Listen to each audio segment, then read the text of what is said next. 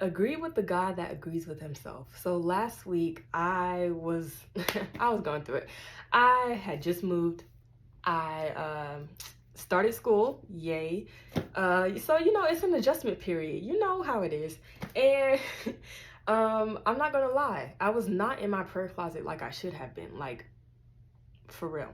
And so while I was here adjusting and I was in the place that God told me to be in, the promises of God in my mind, they were supposed to just I come here and the promises are right there in my face.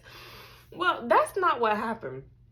The promises of God were looking very not promising because it was looking like it's either going to happen or it's not. It could go either way.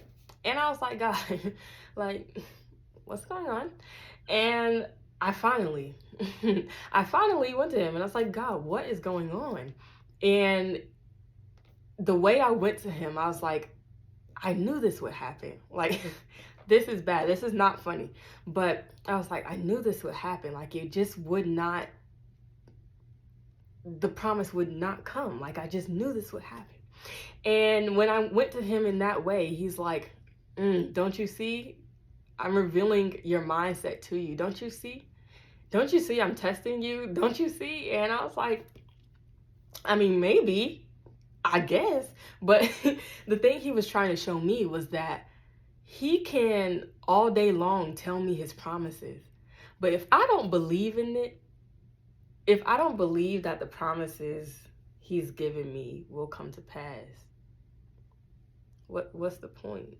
What's the point for real? And so 2 Corinthians 1 and 20, it says, for all the promises of God in him are yes, and in him amen, to the glory of God through us.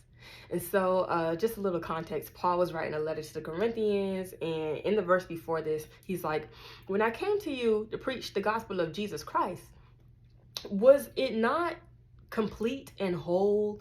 Was it not a yes, your salvation lies in Jesus Christ? Or was it maybe this will happen or maybe this will happen? No, it was a complete, eternal yes. And so for all the promises of God in Jesus Christ are yes. God is agreeing with himself, like, this is my promise to you. I agree with myself that this is a promise I have for you. But in the next part, it says, and in him and in Jesus, we are able to say amen to the glory of God. And so amen means it is so. We are able to come into agreement with the God who has already agreed with himself that it will happen. We have a part to play. God is always waiting on us. We never waiting on him. We have a part to play to come into agreement with the promise, with the promises of God. We have to come into agreement with God, and we have to say, the promise you made, it is so. It will happen. And so basically that was my problem. I didn't truly believe that the promise, because the promise was so, to me, ridiculous. Like, I don't see how this is about to happen. Like, it's just not. It's just not. Like, that was my mindset. But I had to finally believe that the promises would come, that what he said would happen would happen. And so this is just me saying, if there are promises that are supposed to be in your life, and you know it, God done told you the promises and everything, but you just don't see it, and you maybe do not recognize that your mindset is like, wow, I'm being failed by God. Baby, let me tell you, Jesus never fails. He never fails. And so maybe we should take a self-reflection. We should self-reflect and be like, do I really believe?